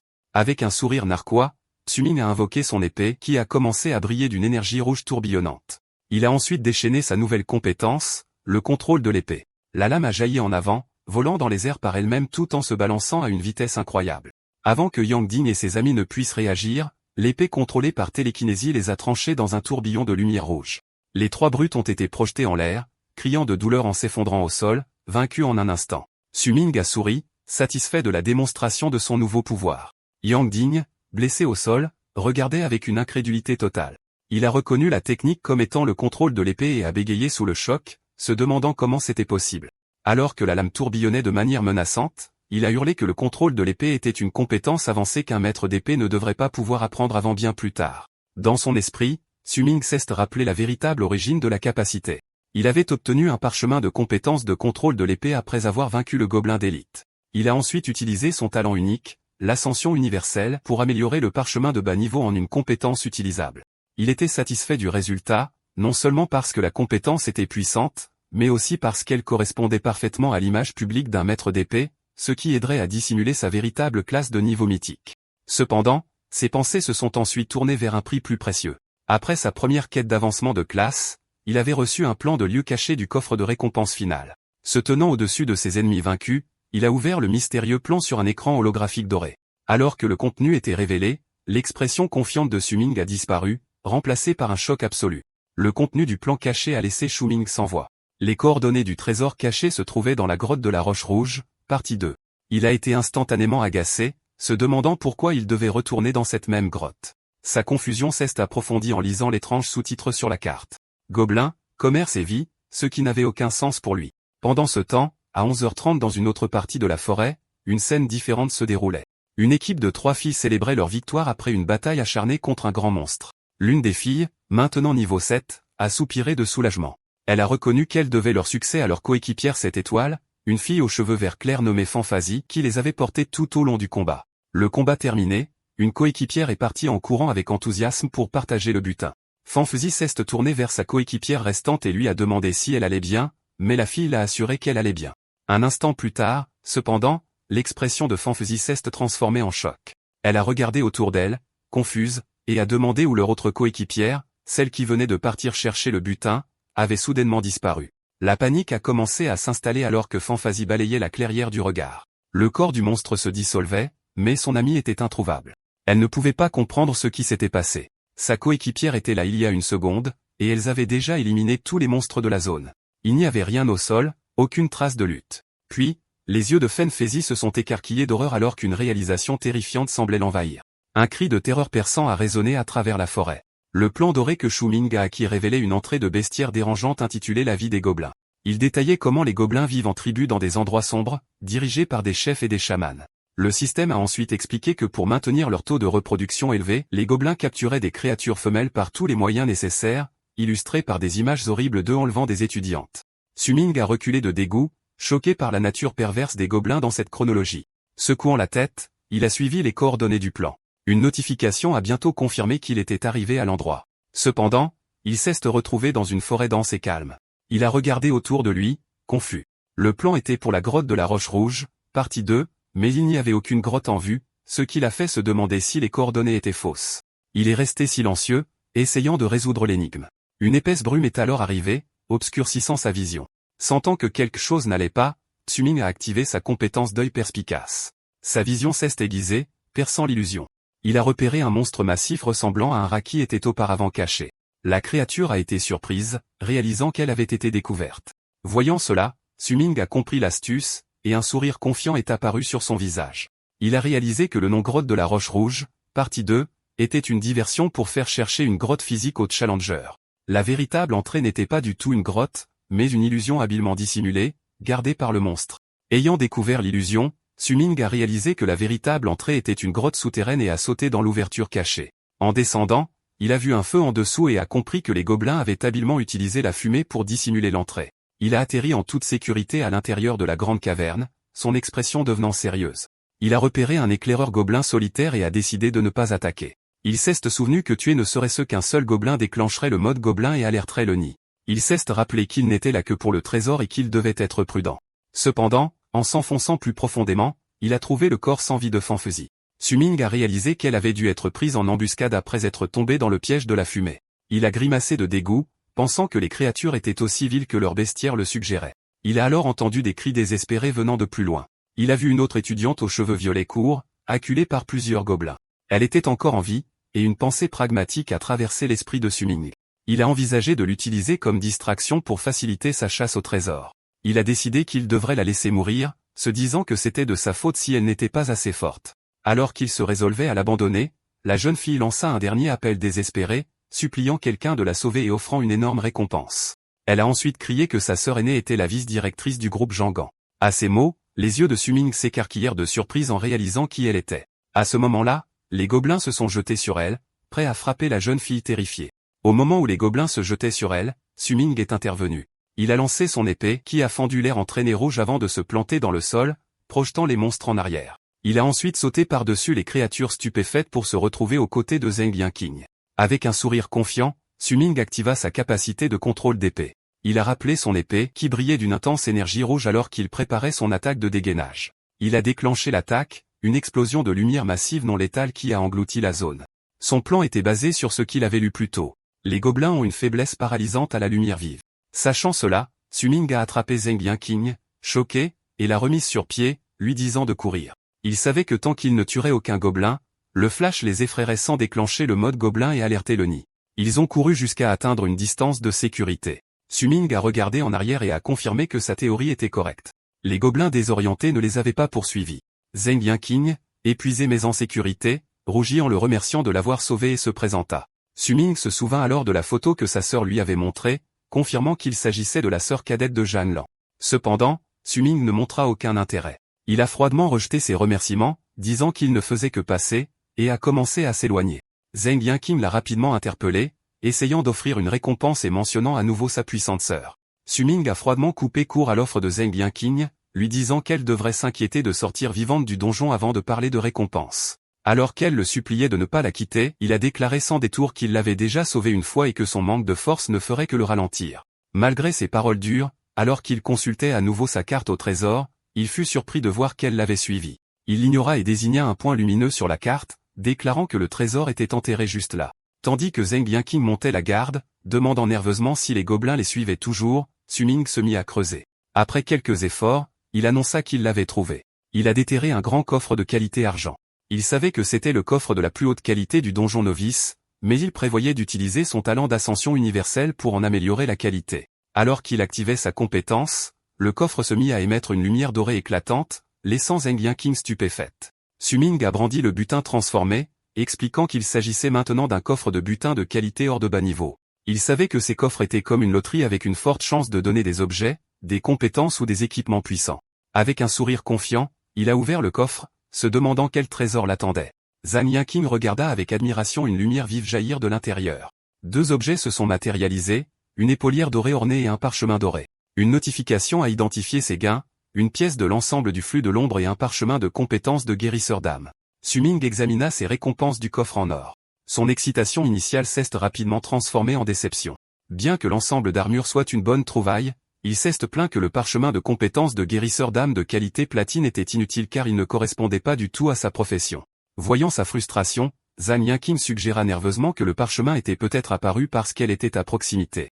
Alors que Su-Ming la regardait avec confusion, elle rougit et révéla que sa profession éveillée était celle de guérisseuse d'âme 7 étoiles. Cette révélation laissa Su-Ming complètement sans voix. Immédiatement après, une notification du système a annoncé que Zhang Yanqing avait rejoint son équipe et qu'il en était maintenant le chef. Pendant ce temps, dans une autre partie du donjon, une scène plus sombre se déroulait. Un étudiant était brutalement assassiné par un autre joueur. Un panneau système a révélé l'objectif du tueur, une tâche de changement de classe primaire qui lui demandait de tuer 50 autres joueurs, son compte actuel étant de 33. Après avoir abattu sa victime, le tueur, un étudiant de l'Académie Wujin, a souri sadiquement et a interpellé sa prochaine cible. Cette cible était Jiyao. Le tueur a déclaré que les faibles n'avaient qu'un seul chemin, la mort, et a annoncé que c'était son tour. Enragée et couverte de sang, Jiyao a refusé d'être une victime. Elle a invoqué un guerrier squelette pour se défendre et riposter. Le chaos du donjon était généralisé. À 12h30, une énorme explosion a jailli du sol, forçant une Jiyao terrifiée à fuir pour sauver sa vie. Ayant réussi à s'échapper, on l'a vue escalader désespérément une falaise abrupte. Elle a trouvé une petite corniche et s'est cachée, regardant prudemment, essayant de survivre à cette épreuve brutale. Tandis que Jiyao se cachait sur la corniche de la falaise, l'étudiant meurtrier de l'Académie Wujin rôdait dans la zone en contrebas. Sa tentative de discrétion a échoué lorsque son pied a glissé, délogeant quelques pierres. La tête du tueur s'est relevée d'un coup, ses yeux perçants repérant instantanément sa cachette. Avec une vitesse incroyable, il a sauté sur la paroi de la falaise, atterrissant directement en face de Jiyao, choqué. Il a immédiatement attaqué, brandissant sa large lame et la narguant. Jiyao a à peine réussi à esquiver le coup puissant, mais l'attaque l'a tout de même éraflé, la laissant blessée. Le tueur a atterri gracieusement sur la corniche étroite, exprimant sa surprise qu'une nana comme elle ait réussi à résister à sa chasse si longtemps. Il a continué à se moquer d'elle, disant qu'elle lui avait fait perdre son temps, mais admettant qu'elle avait un certain talent, concédant que peut-être son académie Xuanjing n'était pas entièrement composée de déchets. Enragé et blessé, Jiyao a exigé de savoir pourquoi lui, un étudiant de l'académie voisine de Wujin, était venu dans leur donjon juste pour massacrer des innocents. Avec un sourire sadique, l'étudiant a expliqué que ce n'était pour aucune raison particulière. Il lui a montré son interface système, révélant que sa quête de changement de classe de niveau 10 exigeait qu'il tue 50 autres joueurs. Jiyao le regarda avec une incrédulité horrifiée. Le tueur a expliqué qu'il ne pouvait pas se livrer à un tel carnage dans le donjon de sa propre ville, alors il avait pris son avion privé pour venir dans leur région. Il lui a dit cruellement que si elle voulait blâmer quelqu'un, elle devrait blâmer sa propre académie pour être la plus faible parmi les différentes villes. Comparant son école à un kakimur prêt à être pressé, il a de nouveau chargé sur elle. Désespéré, Jiyao a invoqué un guerrier squelette pour intercepter l'attaque. Cependant, ses efforts furent vains. Le tueur s'est moqué de ses jouets squelettes primaires en tranchant l'invocation en deux d'un seul coup puissant, poursuivant son assaut implacable sur une Jiyao désormais sans défense. L'étudiant de l'Académie Wujin a déclaré qu'il ne laisserait pas Jiyao s'échapper à nouveau et a déchaîné une puissante attaque rouge tourbillonnante appelée les stocks volants de la lame de sang. Au moment où l'épée mortelle était sur le point de la frapper, une flèche verte a surgi de nulle part, interceptant le coup. Le tueur rugit de frustration, exigeant de savoir qui était intervenu. Des arbres, un groupe d'étudiants a émergé. Le chef, Yan Zei, a interpellé Jiyao, lui disant qu'il assurerait sa couverture. Jiyao a reconnu ses camarades de classe venus à son aide alors que Yan Zei se tenait prêt avec son arc lumineux. Pendant ce temps, à 12h, dans une autre partie de la forêt, Su-Ming a atteint son objectif en soumettant au système les fragments de trésors qu'il avait collectés. Une notification du système a immédiatement confirmé que sa tâche de changement de classe primaire était terminée, et qu'il avait été promu au premier changement de classe de dieu de l'épée. La promotion s'accompagnait d'une augmentation massive de puissance, une augmentation de plus 10 à tous ses attributs, un effet amélioré pour son talent mythique de corps d'épée d'origine, et une augmentation par 2 de sa puissance, vitesse et maîtrise de l'escrime. Maintenant beaucoup plus fort, Su-Ming a ressenti une nouvelle vague de confiance concernant son plan pour défier le boss caché du donjon. Il s'est tourné vers Zhang Yanqing et lui a donné le parchemin de compétences de guérisseuse d'âme. Une notification a confirmé qu'elle l'avait utilisé avec succès, et une lumière vive l'a enveloppée alors qu'elle apprenait la nouvelle capacité.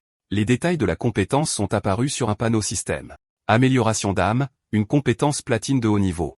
Une fois activée, elle consommait du pouvoir d'âme pour augmenter de 200% les points d'expérience gagnés par tous les membres de l'équipe. Su-Ming et Zheng Yanqing étaient tous deux dans un état de choc absolu. Su-Ming ne revenait pas de sa chance incroyable, réalisant qu'elle avait obtenu au hasard une compétence de montée en niveau de rang divin.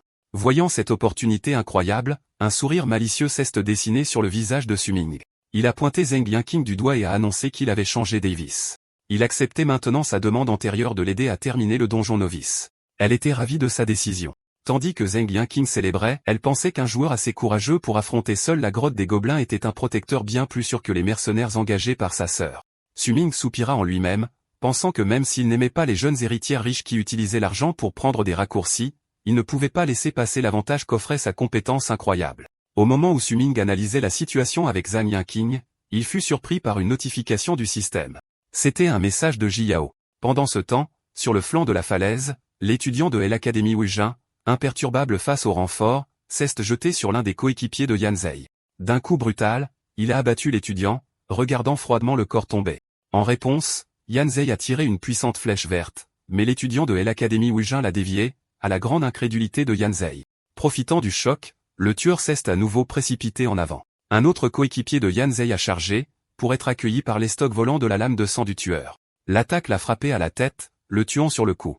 Alors que le deuxième coéquipier tombait, Yan Zhei et Jiyao se sont retrouvés seuls au milieu des corps. Yan Zhei regardait avec horreur, réalisant que leur ennemi était bien trop fort.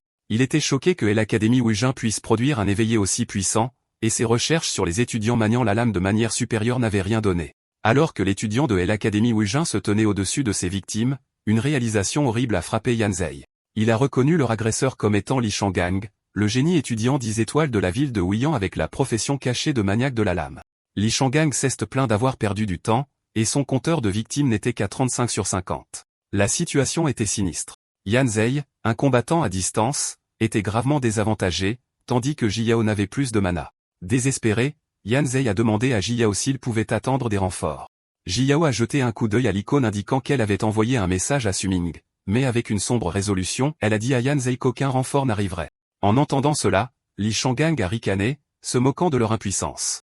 Il a alors déclaré qu'il tuerait d'abord l'archer agaçant et a chargé Yan Zhei. Dans un acte désespéré de sacrifice, Jiyao a intercepté l'attaque, criant à Yan Zhei de fuir. Son courage a été accueilli par une force écrasante. Li Shangang l'a désarmé sans effort. Il l'a dominée avec mépris et lui a dit cruellement qu'une faible comme elle n'avait pas le droit de sauver les autres alors qu'il se préparait à porter le coup final. Au moment où Li Shangang abattait sa lame, une lumière bleue éclatante a jailli, déviant le coup fatal juste à temps pour sauver Jiyao. Stupéfaite, elle a levé les yeux alors qu'une voix l'appelait par son nom. À son grand choc, c'était Su-Ming. Il se tenait sur la falaise au-dessus, une figure solitaire se découpant sur la silhouette de Yan Zhei vaincu et du meurtrier Li Shangang. Su-Ming avait reçu le message de Jiyao, et ses paroles altruistes ont résonné en lui. Le message n'était pas un appel à l'aide, mais un avertissement désespéré pour qu'il reste à l'écart. Cela a déclenché un flot de souvenirs de sa vie passée. Jiyao se battant pour lui, mourant pour lui, ne craignant jamais aucun danger pour le sauver. Il a pensé que même dans cette nouvelle vie, après avoir rencontré un ennemi aussi mortel, son premier instinct n'était pas de se sauver, mais de prioriser sa sécurité à lui. Ému par sa loyauté indéfectible, il a sauté sur le flanc de la falaise. Jiyao lui a crié dessus, demandant pourquoi il était venu alors qu'elle l'avait prévenu. Elle ne pouvait que le regarder avec surprise et inquiétude alors qu'il atterrissait gracieusement devant elle. Su-Ming l'a doucement réprimandé, lui disant de ne pas toujours s'inquiéter des autres en premier. Puis, avec un sourire chaleureux et déterminé, il a fait un vœu solennel. Dans cette vie, ce serait lui qui la protégerait. Li Shangang a remarqué que la lumière bleue éclatante était en fait une épée volant dans les airs. Il était choqué, reconnaissant la technique avancée de contrôle de l'épée. La lame a volé directement dans la main de Su-Ming alors qu'il l'attrapait en plein vol, se tenant avec défi sur la falaise. Avec son épée maintenant en main, Su-Ming l'a brandie avec une force incroyable. Li Shangang l'a reconnu comme le célèbre contrôleur d'épée 10 étoiles de l'autre académie. Le visage assombri par la fureur, Su-Ming s'est adressé au rouquin et, d'un coup dévastateur qui a fait vaciller son adversaire, a demandé avec colère si c'était lui qui avait blessé Jiyao. Regardant à distance de sécurité, Yan Zhei était rempli d'admiration et d'un espoir renouvelé. Il a applaudi, réalisant qu'avec le puissant Su-Ming engageant leur ennemi, il pouvait fournir un soutien à distance, leur donnant une réelle chance de gagner. Alors que la bataille faisait rage, Yan Zhei fut soudainement enveloppé d'une aura de guérison verte, le laissant surpris. Lui et Jiyao ont regardé autour d'eux, se demandant qui les soignait. La source était Zheng Yanqing, qui s'est présentée comme la coéquipière de Su-Ming et une guérisseuse d'âme. Tous deux étaient ravis d'avoir le soutien d'un guérisseur. Cependant, Zheng Yanqing a admis qu'elle n'était pas encore familière avec ses nouvelles compétences de guérison et qu'elle aurait besoin de temps. Cela a laissé Ji Yao partagé et agacé, car elle se souvenait que Su Ming lui avait dit qu'il ne ferait pas équipe, pourtant il avait clairement trouvé une coéquipière maintenant. Yan Zai a exhorté Zheng Yanqing à se dépêcher, exprimant son inquiétude pour Su Ming. À sa grande surprise, Zheng Yanqing lui a calmement dit de ne pas s'inquiéter. Avec une foi totale, elle a simplement déclaré que Su Ming était très fort. De retour à leur duel épique, Su Ming était engagé dans un affrontement féroce avec Li Shangang. Li Shangang était sur la défensive, choqué qu'un simple contrôleur d'épée puisse posséder une telle puissance et une telle compétence écrasante. Il avait du mal à suivre, complètement déconcerté par les mouvements avancés et imprévisibles de Su Ming.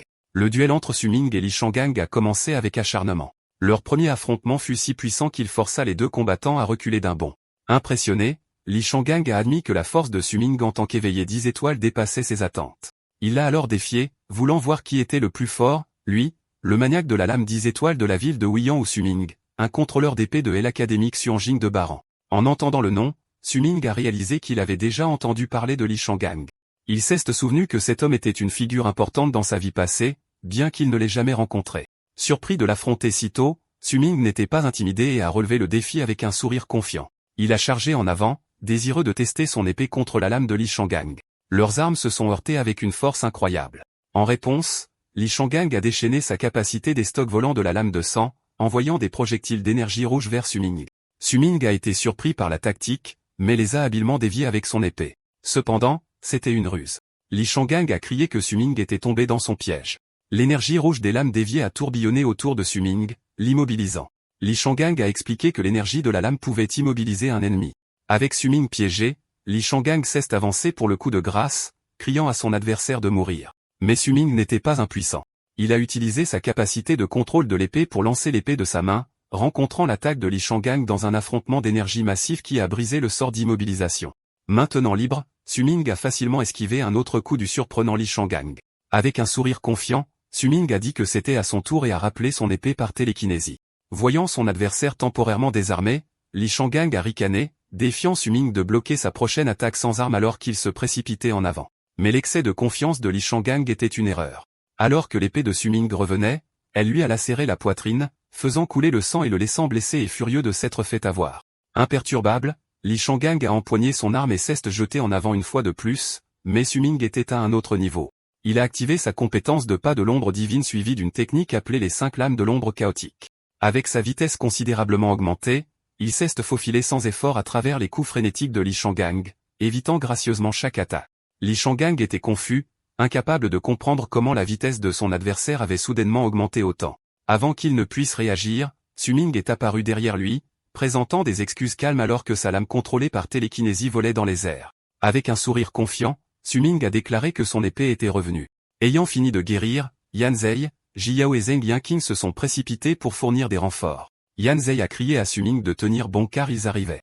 Ils sont arrivés sur les lieux pour être arrêtés par une vision choquante. La bataille semblait terminée, avec Li Shangang agenouillé en signe de défaite devant un Su Ming victorieux. Le groupe était stupéfait, louant Su Ming pour avoir abattu un adversaire aussi fort tout seul. Alors que les amis de Su Ming célébraient, le danger n'était pas passé. Derrière lui, Li Shangang se releva, son corps parcouru d'une énergie rouge sombre. Zheng Yanqing a remarqué la menace et a crié à Su Ming de faire attention. Su Ming s'est retourné juste au moment où Li Shangang, croyant avoir une ouverture, chargeait pour une dernière attaque désespérée. Avec un rugissement furieux, il a balancé son arme dans une dernière frappe brutale. Alors que l'attaque finale de Li Shangang s'abattait, les amis de Su Ming regardaient avec horreur. Yan Zai et Zheng Yanqing étaient stupéfaits de silence tandis qu'une Ji Yao terrifiée criait le nom de Su Ming. L'attaque a fait mouche, blessant Su Ming alors qu'une tempête de lames d'énergie rouge éclatait autour de lui. Li avait déchaîné sa compétence la plus puissante, la lame rapide de la forêt tropicale. La technique a créé un vortex chaotique d'innombrables entailles d'énergie rouge qui ont complètement entouré Su Ming. Blessé mais riant, Li Shangang accueillit triomphalement son adversaire dans sa formation de lame. Voyant Su Ming piégé et blessé, Ji Yao paniqua et tenta de se précipiter à son secours, mais Yan Zi l'attrapa vivement par le bras pour la retenir.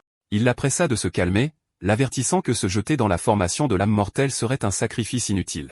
Ji Yao se débattit contre son emprise, hurlant qu'elle devait sauver Su Ming, même si cela signifiait sa propre mort. Soudain, une voix calme perça le chaos, disant à Ji Yao d'écouter. Elle s'arrêta, choquée et confuse. La voix était celle de Su Ming, parlant depuis l'intérieur du vortex déchaîné. Il avertit calmement ses amis de ne pas s'approcher, son sang-froid imperturbable même piégé dans l'attaque ultime de son ennemi.